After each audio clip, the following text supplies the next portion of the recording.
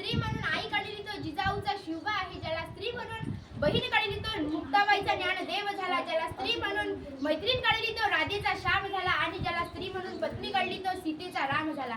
सन्माननीय व्यासपीठ, वंदनीय गुरुजन वर्ग तसेच येथे उपस्थित सर्व तमाम महिला भगिनींनो, सर्वप्रथम आयुष्याच्या प्रत्येक टप्प्यावर आई, बहीण, पत्नी तसेच लेकीची भूमिका साकारणाऱ्या सर्व तमाम महिला भगिनींनो जागतिक महिला दिनाच्या हार्दिक शुभेच्छा.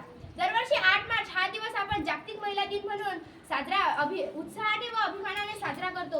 हा दिवस 8 मार्च 1908 रोजी अमेरिकेतील स्त्री कामगारांनी केलेल्या ऐतिहासिक कामगिरीच्या स्मरणार्थ आणि स्त्री शक्तीचा सन्मान करण्यासाठी जगभर साजरा केला जातो.